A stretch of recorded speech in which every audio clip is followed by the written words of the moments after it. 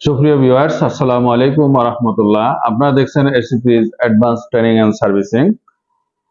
আজকের ভিডিওতে আমরা দেখব যে একটি ফ্রিজের সিএফটি কিভাবে বের করতে হয় এবং সিএফটি কে আবার লিটারে কিভাবে প্রকাশ করতে হয়। আমরা যখন ফ্রিজ এসির কাজ করি তখন আমাদের এই জিনিসটা জানার প্রয়োজন হয়, একটা ফ্রিজের সিএফটি বের করা। আজকের ভিডিওতে আমরা A to Z দেখবো যে কিভাবে একটা ফ্রিজের সিএফটি বের করতে হয় এবং কোন কোন অংশ নিয়ে মেজারমেন্ট করতে হয় এবং সিএফটি কে পরে লিটারে কিভাবে প্রকাশ করতে হয়। আর এক্ষেত্রে ফুটের যে ভগ্ন অংশ আমরা পাই, ফুটের সাথে যে ইঞ্চিগুলো পাই, সেগুলোকে কিভাবে আবার ফুটে রূপান্তরিত করতে হয়, এটা আমরা দুইভাবে দেখাবো। তা আপনারা ভিডিওটি দেখতে থাকেন, ইনশাল্লাহ আমরা আশা করি আপনারা এখান থেকে উপকৃত হবেন।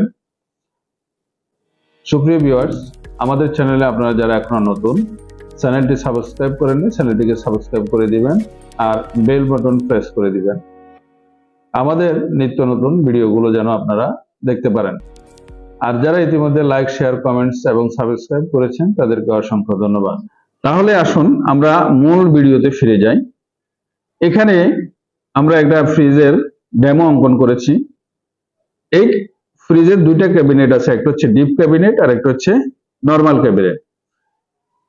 এখানে এই ডিপ এবং নরমাল ক্যাবিনেটের মাঝখানে যেহেতু একটা পার্টিশন আছে, সেপারেটর আছে, এই জন্য আমরা দুইটা ক্যাবিনেটের আলাদা আলাদা মেজারমেন্ট নিয়েছি।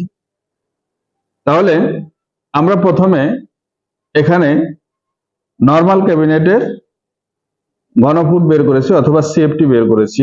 এর পরের পার্টে আমরা ডিপ ক্যাবিনেটের ঘনফুট বের করেছি। আমরা এখন দেখব নরমাল ক্যাবিনেটের এখানে দৈর্ঘ্য প্রস্থ কেমন দেওয়া আছে। প্রথমে বলে রাখি, আমরা এই যে এখানে একটা সূত্র লিখেছি, সেটা হলো ঘনবস্তুর ক্ষেত্রফল বা ঘনবস্তুর আয়তন। এটার জন্য আমাদের দৈর্ঘ্য লাগবে, প্রস্থ লাগবে এবং উচ্চতা লাগবে।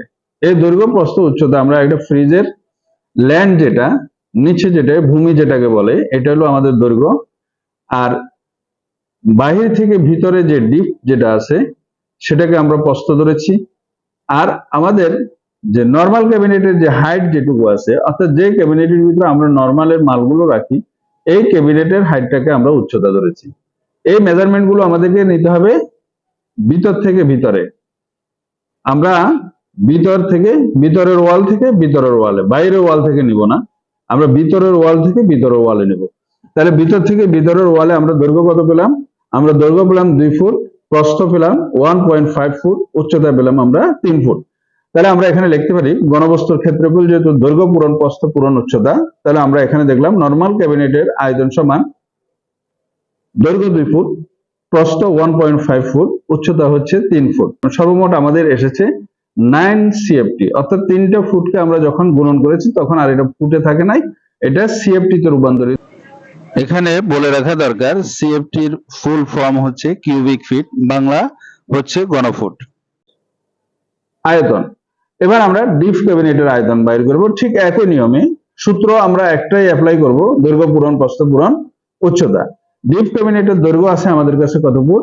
2 ফুট, প্রস্থ আছে 1.5 ফুট, উচ্চতা আছে 2.5 ফুট। ঠিক আমরা এই রেজাল্ট গুলো, এই অঙ্কগুলো আমরা এখানে স্থাপন করেছি। দৈর্ঘ্য আমাদের 2 ফুট, প্রস্থ 1.5 ফুট আর উচ্চতা হচ্ছে 2.5 ফুট। আমাদের রেজাল্ট দাঁড়িয়েছে 7.5 সিএফটি বা ঘনফুট। সিএফটির বাংলা হচ্ছে ঘনফুট। তাহলে আমরা নরমাল ক্যাবিনেট এবং ডিপ ক্যাবিনেটের আয়তন বের করতে পেরেছি।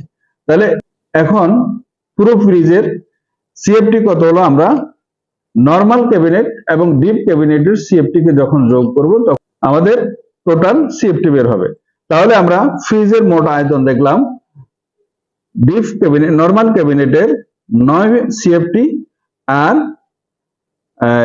ডিপ ক্যাবিনেটের 7.5 সিএফটি, টোটাল আমাদের দাঁড়িয়েছে 16.5 সিএফটি। এ হচ্ছে আমাদের এই ফ্রিজের টোটাল সিএফটি বা ঘনফুট। এখন আমাদের প্রশ্ন থেকে যায় যে আমরা সিএফটি কে কিভাবে লিটারে প্রকাশ করব। ঠিক আছে, বা আমাদের যখন কোনো ফ্রিজে লিটার লেখা থাকে আমরা সেটাকে কিভাবে সিএফটি তে রূপান্তর করব। তাহলে আমাদের ইন্টারন্যাশনাল একটা ল আছে, সেটা হচ্ছে 1 সিএফটি সমান, এই সূত্রটা হচ্ছে 1 সিএফটি সমান 28.32 লিটার, অর্থাৎ 1 সিএফটি সমান 28.32 লিটার। 28.32, যেহেতু আমরা 1 সিএফটি সমান 28.32 লিটার পেয়েছি, তাহলে আমরা 16.5 সিএফটি 16.5 ইন্টু 28.32, তাহলে আমাদের দাঁড়ালো কত? 467 আমাদের দাঁড়ালো 467.28 লিটার। আর এটাকে যদি আমরা রাউন্ড ফিগারে প্রকাশ করি তাহলে আমাদের 467 লিটার হয়, অর্থাৎ 466 লিটার হয়। এইগুলো আমাদের মোটামুটি সিএফটি কে লিটারে পরিবর্তনের একটা ফর্মুলা। আমরা যে 28.32 দিয়ে, এটা হচ্ছে সূত্রের 28.32, এটা সব সময়ের জন্য একটা কনস্ট্যান্ট মান। আপনি যেখানে যে লিটারকে সিএফটি নেবেন অথবা সিএফটি কে লিটারে প্রকাশ, তখন 28.32 দিয়ে আপনাকে ভাগ বা গুণন করতে হবে। এখন আমরা আরেকটা অংশ দেখব। এই তো গেল আমাদের আমরা যে মেজারমেন্ট গুলো যেগুলো পেয়েছি, এগুলো 2 ফিট পেয়েছি, 1.5 ফুট পেয়েছি, 3 ফুট পেয়েছি। কিন্তু আমরা মেজারমেন্ট নিতে গিয়ে যদি 0.5, 0.25 এরকম না মিলে বা 0.5 না, যদি আমরা পূর্ণাঙ্গ অক্ষর না পাই, মেজারমেন্ট আমরা যখন ফ্রিজের মেজারমেন্ট নিব, মেজারমেন্ট নিতে গিয়ে আমরা যখন পূর্ণাঙ্গ ফুট যখন না পাবো, তখন আমরা এগুলোকে কিভাবে ফুটে রূপান্তরিত করব, হ্যাঁ, এই বিষয়টাও একটু আপনাদের জানা দরকার।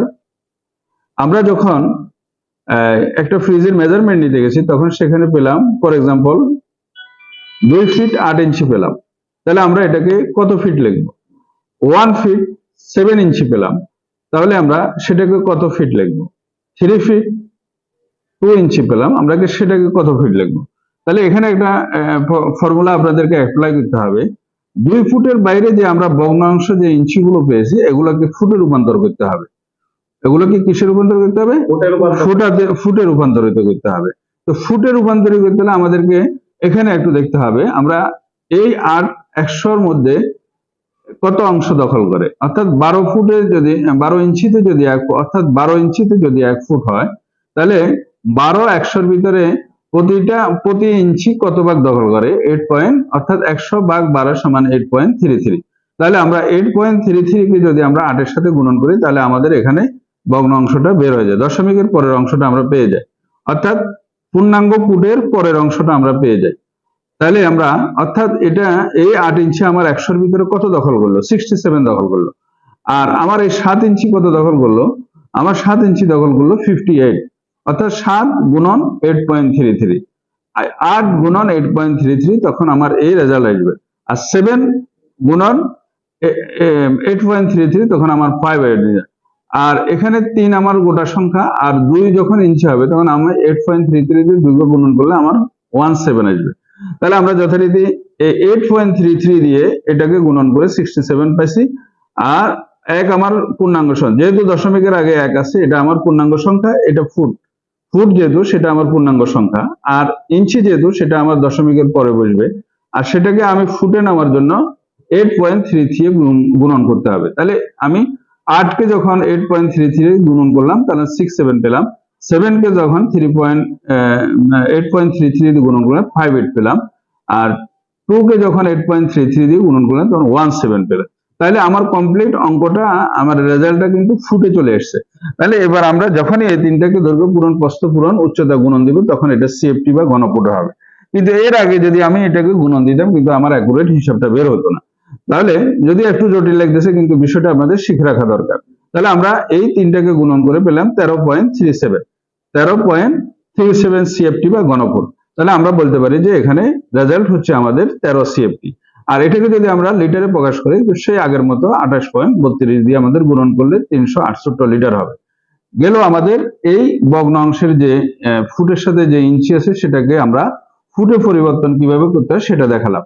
এরপর আমরা দেখাবো এই অঙ্কটাকে আমরা ফুটে না করে আরো একটা নিয়মে করা যায়, সেটা আমরা টোটালি কমপ্লিট সবগুলোকে আমরা ইঞ্চিতে প্রকাশ করব।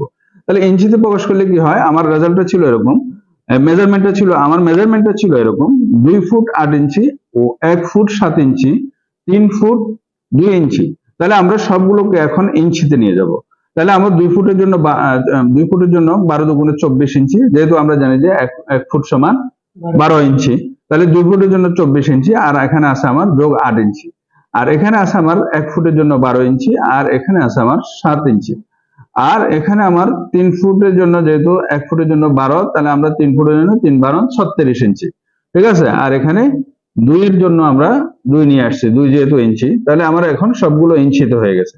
তাহলে আমরা টোটাল ইঞ্চি কত পেলাম, 24 8 32 ইঞ্চি পেলাম, এখানে 12 7 19 ইঞ্চি পেলাম, আর এখানে 36 2 আমরা 38 ইঞ্চি পেলাম। তাহলে আমার সবগুলো ফরম্যাট এখন ইঞ্চিতে চলে আসলো। তাহলে আমরা এটাকে যখন গুণন করব তখন সেটা ঘন ইঞ্চিতে রূপান্তরিত হবে। তাহলে গুণন করার পরে আমাদের আসছে কত, আমাদের আসছে 23,104, অর্থাৎ আমরা এই 23,104 যেটা পেয়েছি এটা হচ্ছে ঘন ইঞ্চি। আচ্ছা, এখানে আমাদের আরেকটা কনস্ট্যান্ট সূত্র আছে, সেটা হলো 1728 ঘন ইঞ্চি সমান 1 CFT। 1728 ঘন ইঞ্চি সমান 1 CFT। এই সূত্রটাকে আমরা এখানে এই ঘন ইঞ্চিটাকে সিএফটি তে নেওয়ার জন্য এই সূত্রটা কাজে লাগাবো, ঠিক আছে। তাহলে আমাদের 1728 ঘন ইঞ্চি সমান যদি 1 CFT হয়, তাহলে 23,104 ঘন ইঞ্চি সমান 23,104 ভাগ 1728 সমান আমার 13.37 CFT তে দাঁড়াবে। আর এই 13.37 কে আমি যখন 28.32 দিয়ে গুণন করব, তখন সেটা আমার হবে লিটারে প্রকাশ হবে। আশা করি আমরা এখানে যে আমরা ফ্রিজের সিএফটি বের করার জন্য যে ফর্মুলাটা আপনাদেরকে দিয়েছি আপনাদের উপকারে আসবে। আপনারা 3টা ফরম্যাট আমরা এখানে দিয়েছি, 3টা ফরম্যাটেই মোটামুটি আপনাদের জন্য খুবই জরুরি। এখানে কিছু বুঝতে যদি আপনাদের অসুবিধা হয় তাহলে আমাকে কমেন্টসে জানাবেন। আজকে আমরা এখানে শেষ করব। সুপ্রিয় ভিউয়ার, আর আমাদের চ্যানেলটি যারা এখনো সাবস্ক্রাইব করেননি, চ্যানেলটি সাবস্ক্রাইব করে দিবেন, আর সাথে বেল আইকন প্রেস করে দিবেন, আর লাইক কমেন্টস শেয়ার করতে ভুলবেন না। আপনাদের লাইক শেয়ার কমেন্টস আমাদেরকে নতুন নতুন ভিডিও তৈরি করতে অনুপ্রাণিত করে। যারা ইতিমধ্যে সাবস্ক্রাইব লাইক শেয়ার কমেন্টস করেছেন তাদেরকে অসংখ্য ধন্যবাদ। দেখা হবে আগামীতে অন্য একটি ভিডিওতে অন্য একটি সমাধান নিয়ে। সে পর্যন্ত আল্লাহ হাফেজ। আসসালামু আলাইকুম ওয়া রাহমাতুল্লাহ।